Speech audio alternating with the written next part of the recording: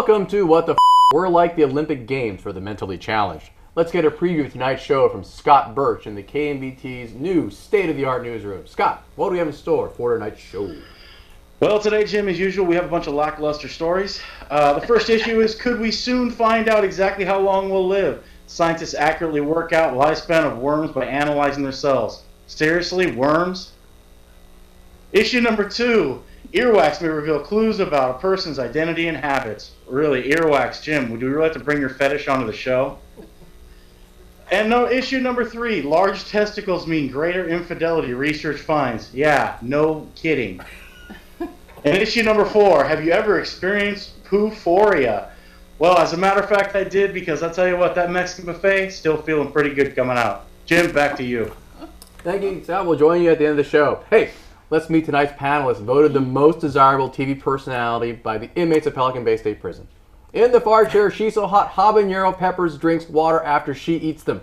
It's Marcom specialist Teresa Condon. Who knew Teresa's boyfriend was named Habanero Peppers? In the middle chair, it's Project Magic Kate Swanson. She's so charming, she convinced the Indian government to make McDonald's the official fast food franchise and the Big Mac the state sandwich.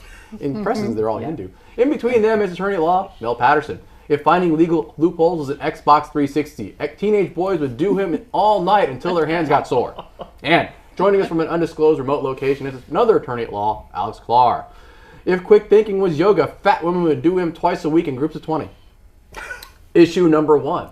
Would you pay for a scan to know your lifespan? Scientists have found a way to accurately predict the lifespan in worms, which could be used one day to predict how long humans would live.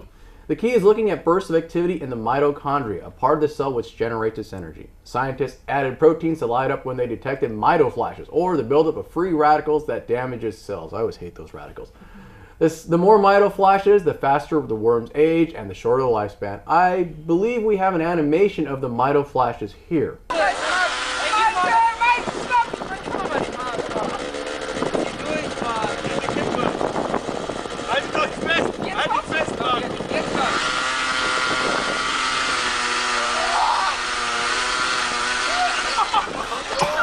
Yeah. It's amazing how free radicals strangely resemble hipster douchebags. But anyway, hey, Teresa, a test to know how long you'll live. Is this something you want to know, or you don't want to know, or you need to know right now? No, I don't think I would take that test. It's a little strange because then you'd constantly be like evaluating everything. You know, it's gonna be kind of weird if you're like, this is exactly how long I'm supposed to live, ticking down, clock ticking. You know. So you wouldn't feel relieved by knowing how much time you have and the time to do You know stuff? what? I might get hit by a bus tomorrow, so you never really know. No, that is true. But just as a general prospect, if you knew that your lifespan was going to be X, minus the prospect of an accident or suicide, that wouldn't give you relief in terms of your life planning, your retirement, how many kids you want to have, when you want to have them, and all that stuff? No. Okay. Because the average lifespan is like around 75 or 80 or something. Right. I've got a pretty good shot at that, I think. So, yeah. Do you want to hit it, or do you want to be above it or below it, or just don't know yet? That's one of those deep questions, Jim. It's very unusual for this show. I'm stretching. Probably kind of average. Average would be good. Okay. Yeah. All right. Hey, Kate. Let's see here. Would you take the test if you knew to know? No, I don't think so. I don't think I need to know. Would you make your husband take it? No. No? You want to be surprised by his death? Well, no, I don't want to be surprised by his death. What kind of a question is You want to see it coming then, right? No, I think I'm probably going to die first. Okay. Oh, because? Because you do cable access shows in there. Exactly. Speaking of which, we just make the set. We'll fix that first. That's okay. All right. So Mel, if you knew how long you would live, what would you do with the results? Well, Jim, first of all, I'm an attorney, and we get compared to worms all the time. Right. And so, quite frankly, I'm not sure that I believe this study. And even if I did, what would I do with the time? first of all, it's unlikely that I have any plans with it to do anything at all. I mean, Well, you don't plan for this afternoon, so planning for the rest of your I life. have to. No, I plan to go to lunch. That's about it. No. All right. Like most Good worms, plans. we plan to eat. Now, no. This is not that they've developed the test now, but they have a potential for developing the test for humans. So, if they did have that test, what would if you were, say, had an insurance company as your client, would you advise the insurance company to make that test mandatory for the issuance of life insurance policies? Well, yeah, if they were insuring worms. No, but if they had it for humans, it's a hypothetical. Work with me here. So you don't see other lawyers laughing. The other lawyer's laughing at you. The other lawyer's laughing at you. You're going to be on the opposite. Two lawyers, there's always a lawsuit about that. That's right. I think someone's thinking insuring worms. There's a great business. That's right. There you go. But but would you advise your insurance? Let's say they had this test for humans. Would you advise insurance companies to mandate the test for the issued life insurance policy? Yeah, absolutely. All right. Why not? Can you see any potential legal consequences that would prevent them from doing so? Well, yeah, obviously there are lots of current laws involving genetic testing and that sort of thing that would restrict the insurance companies from using that data. But if the test becomes something that is reliable, then I think that a lot of those laws could be applied fairly and accurately for the purposes of a fair policy. Okay. Hey, Alex, if you took this test, would this lengthen or shorten your bucket list? I couldn't even imagine what would happen if I took this test and it said something like I have 20 or 30 days or 10 days left. It's a real this topic's kind of a bummer. Yeah. Thanks, Jim. Yeah. Real friggin' bummer. You don't want to know how long you're going to live? What if it was like a really large number? Who like would live to be want to 100? know, Jim? You keep asking each of these panelists, who would want to know? Well, Who would you want to know? You wouldn't want to know? Just Come not on! even Only the a- insurance companies would want to know because then they could increase the premiums after that particular expected life expectancy. You don't think your wife would want to know how long you'd live? Yeah, so no. So she could take out a bigger policy. I mean, yeah. All right, you guys are all killjoys. Issue number 2. Can you get the facts from your earwax? Researchers from the Monell Chemical Senses Center in Philadelphia decided to analyze earwax as a possible source of personal information. Boy, they have no time on their hands. The earwax samples produce odorous, volatile, organic compounds, and Caucasian men had greater amounts of the 11 out of the 12 compounds tested compared to men of East Asian origin. I believe that means me and my brothers. The odors in earwax may also be able to tell us what a person had eaten and where they had been, said researchers. Quote, earwax is a neglected body secretion whose potential as an information source has yet to be explored, unquote. Speaking of other neglected bodily secretions,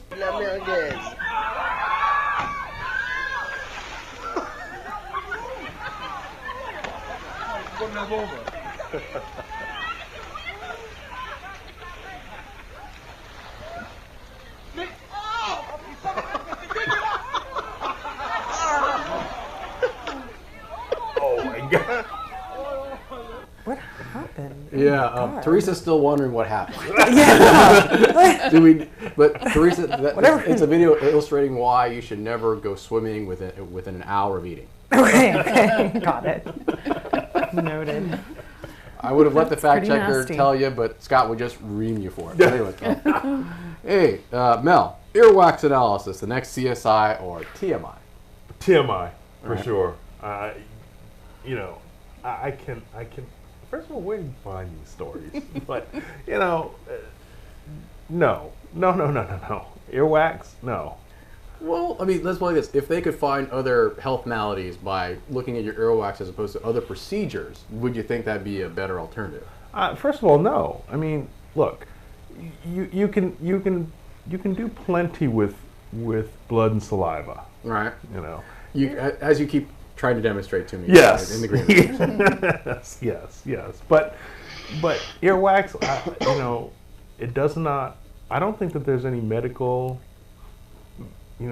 value. earwax doesn't Well, have no, a not lot. right now, but that's what they're researching. If they could develop a medical value, right? Because apparently you can tell you like you have certain illnesses that otherwise a urine or You stool know, sample. this is one of those areas where I seriously think that somebody got too much money. Yep. I mean, there's definitely too much research money going around. I mean, this is definitely one of those areas where I think I should have applied for a grant because I could have used the money a lot more constructively. You mean like what? Studying what? Never mind. I don't want to know what you're going to study here. You're probably the bra guy. Anyways, okay. Let's see here. Well, if they do develop this, do you think this would make your headphones a smoking gun or your earbuds? Yeah, I guess so. There'd be something on the, there's, Right. it's a little gross when you take them out and there's something on them. Right. And then to think of somebody whose job would be to collect that stuff and Have you seen the analyze CSI shows? I have. See, right? So you have. know now that if you're ever going to kill somebody, that you're not going to leave your headphones at the crime scene, right? That's a good tip. That's a good point, right? Yeah, okay. Teresa, what do you think they'll be looking for in earwax sampling? What type of things do you think they can look for? I feel very bad for the person whose job that would be. Like, again, like earwax specialist. You mean as opposed MD. to analyzing other genetic samples? I can see how this earwax analysis might perhaps provide some like medical benefits, but weren't they also saying it could provide information about your like characteristics and personality? Yeah. Why? Like, why would you? Let's say you're dating a new guy. He likes to Right, listen but to see, headphones. why would He just anyone? has his Why would earwax anyone flying around. want Just to, borrow his like- headphones, a little scrape, make sure he's like he I- doesn't I'm- have any diseases. You know what? I'm or- gonna go with my like sixth sense radar, maybe like word of mouth reputation. There are many other ways I could go Does to that get. always work though? Usually, I mean, fairly accurate. There's many ways you can get someone's like profile per se versus That explains your earwax success. analysis. That explains your success to the opposite gender, right? Yeah, Okay. lots of success. Lots Yeah. of success. Oh, okay. Alex, if you knew that you could take this earwax sample as opposed to other procedures, would you take it? Like for example, endoscopy. It's not terribly invasive. I guess it's kind of gross. I mean, think about it. But I suppose if it revealed certain types of diseases, like propensity for certain diseases, I certainly wouldn't mind. I guess having some doctors scrape out my earwax. You also be able to hear better too, right? All right, I'll let you go, Alex. We're out of time for this segment. On to is that our first break? Yeah, first break. Yeah. Oh, sorry. Yeah, sorry. They just got the sample from my earpiece. Anyways, issue number 3. Oh, are you more likely to cheat if you have more ball meat?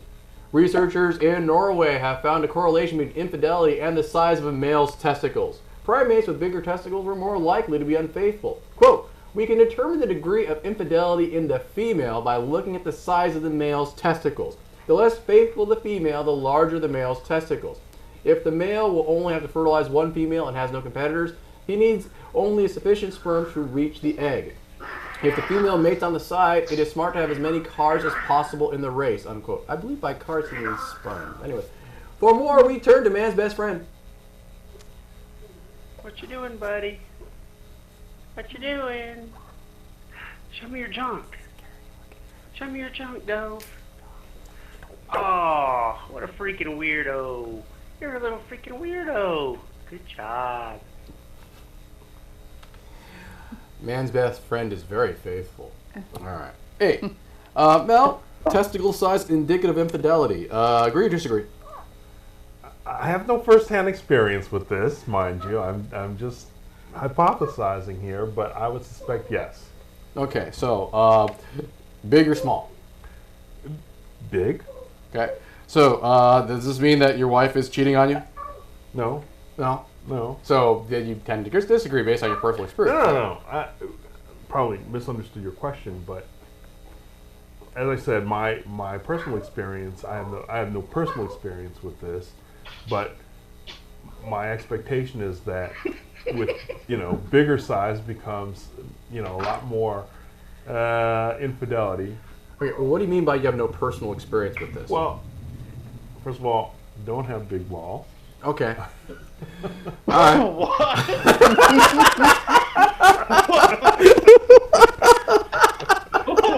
That's an exclusive for your show, John.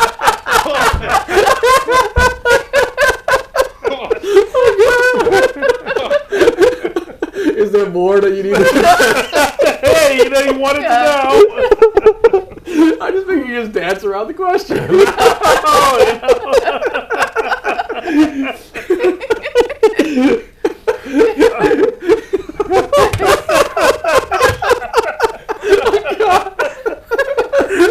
Oh, sorry.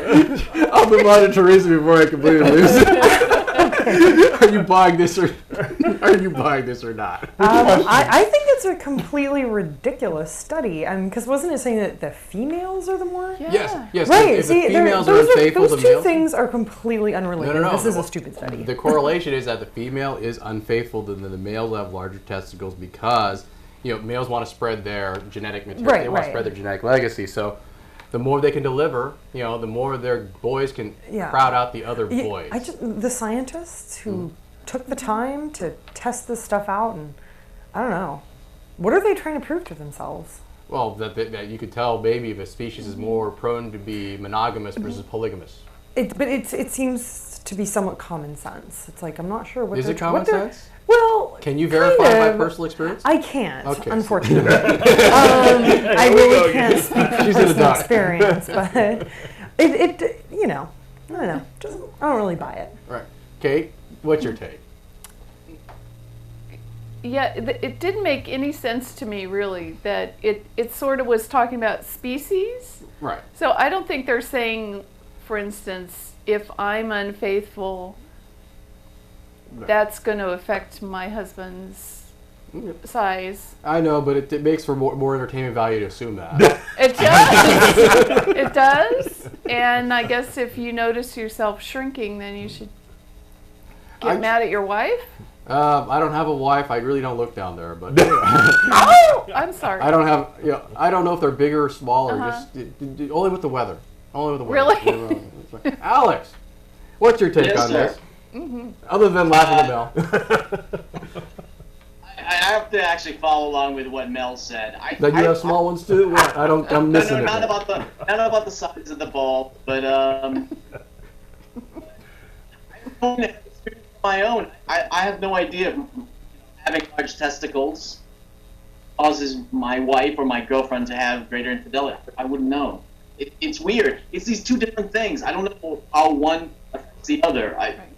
Well, there was the guy who had the 200-pound scrotum, right? What do you think his take would be on this? Tumor? Sorry. Jim, am I having a communication problem? No, the guy with the 200-pound scrotum. You remember that guy, right? Or maybe I'm the only No, one. is that who one did. line on this? Don't worry, I'll let you go. I'll let you It's go. 4 a.m. here. What are you talking about? Previous show. All right, Hey, did you hear about the guy with the 200-pound scrotum? What's all right. I'll let you go. Hey, I'll move on to the next issue. Issue number 4. Oh. Can a movement of your bowel make you howl? Princeton gastroenterologist Dr. Anish Sheth has found that the passing of large stool can, quote, be like a religious experience or an orgasm, unquote. The key to the phenomenon was passing a stool large enough to descend the rectum so it literally touches a nerve. Quote, the distension of the rectum that comes with the passing of a large massive stool causes the vagus nerve to fire. The net effect is to drop your heart rate and blood pressure, which in turn decreases the blood flow to the brain, leading to a high. For further reaction, we turn to our science intern, Brad, who joins us from his spring break in Arizona. Brad, your thoughts? Push! Oh, God! Push!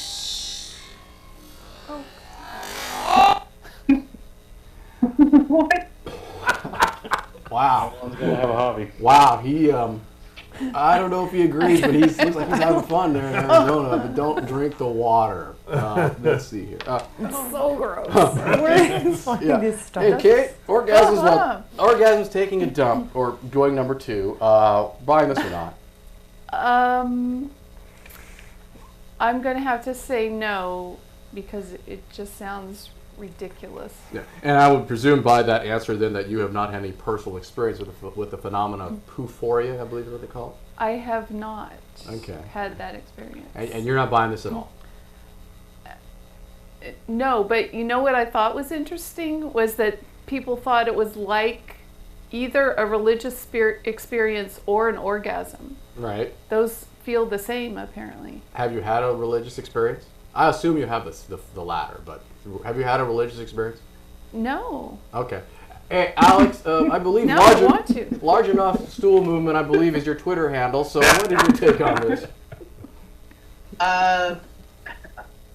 I don't think I've ever had a bowel movement where I feel like I've had an orgasm or an orgasm-like movement. I have, since you're asking, I have enjoyed having a bowel movement and sitting on the pot and reading a book, and it's enjoyable. It's okay. It's you know.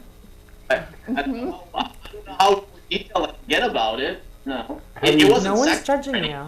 No one's judging you, Alex. Have you seen a therapist about this? Sorry, Jim? Have you seen a therapist about this? No? I think he's having a religious experience right now. Teresa, would this explain what your boyfriend's doing on a Sunday morning? I hope not. Because I'm taking over the shower much longer than he would have to be like in the bathroom for this to happen. All right. I guess. You're taking long showers? Mm-hmm. All right. You So know the bathroom's mine. So you know we have a drought I situation in California, right? That's for the little people. Why do you take long showers? Because I like showers. Okay. They're very relaxing. You don't have any weird experiences in the shower, do you? I don't. Okay. Yeah. Do you have a shower head? No, it's like attached to the It's wall. attached. Okay. Yeah. So you're do you live alone or do you live with your? I have roommates. Okay. Yeah. Your roommates like, what are you doing in there? Get out! We gotta go to the bathroom or something. Well, there's fortunately there's 2 bathrooms, Okay. so it's not usually a problem. But, Okay. yeah. All right. So are you buying this poo-phoria?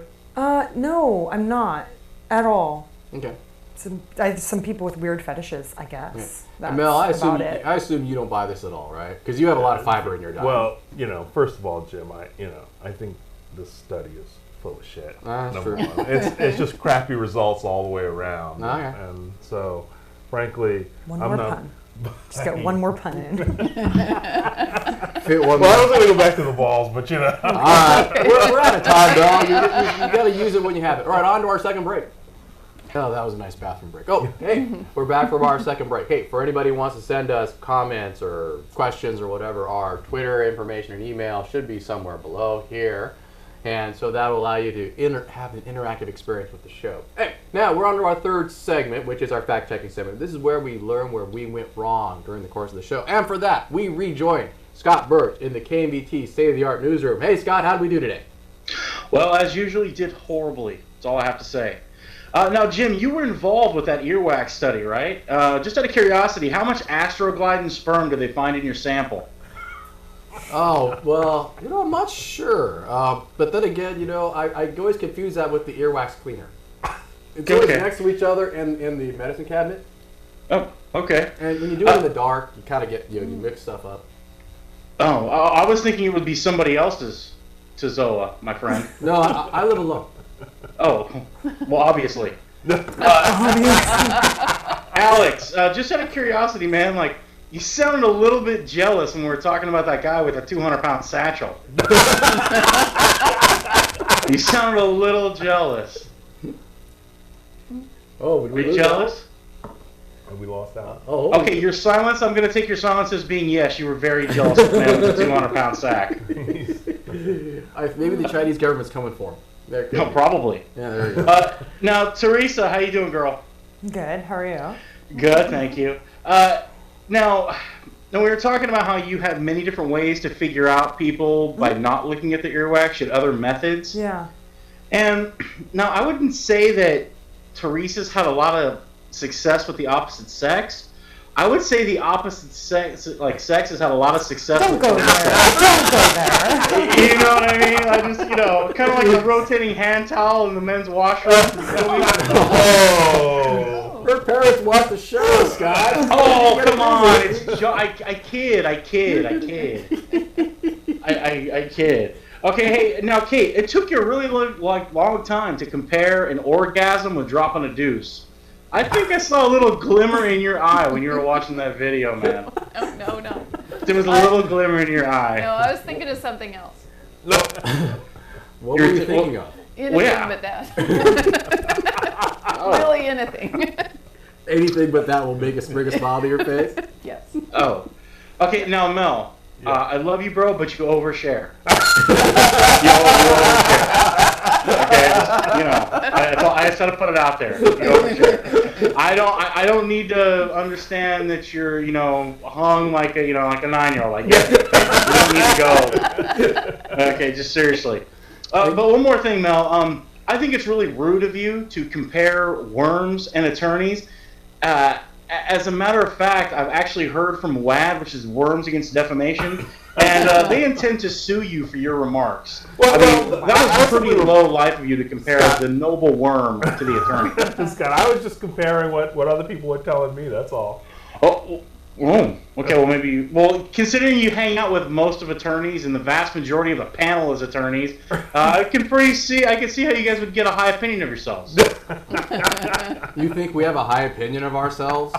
I'm on If you're calling yourselves worms, I would say you're way overshooting the mark, my friend. All right, Scott, we got a minute. We got a minute left. What more you got for me? Well, also one more thing, Jim.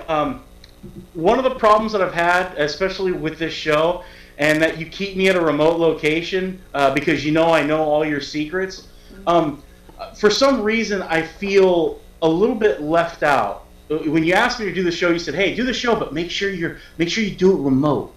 Make sure you do it really far away from everyone else." Am I scaring the other panelists? Do you really want to know? Yeah, hey, the truth hurts, and sometimes hurting is good. Well, Scott, if you want to come back in person, I believe the restraining order Teresa has on you is about to expire next month. So I'm renewing it. That was all lies. She totally lied. I did nothing. I meant nothing but good intentions with the freaking blowtorch, the gasoline can, the baseball bat, and the German Shepherd. Well, Scott, we'll have to wrap it up from there. Thank you very much. Hey, thank you very much for the pal. You guys are all great sports, even you, Mel. And thank you for the crew. Thank you for watching. Later.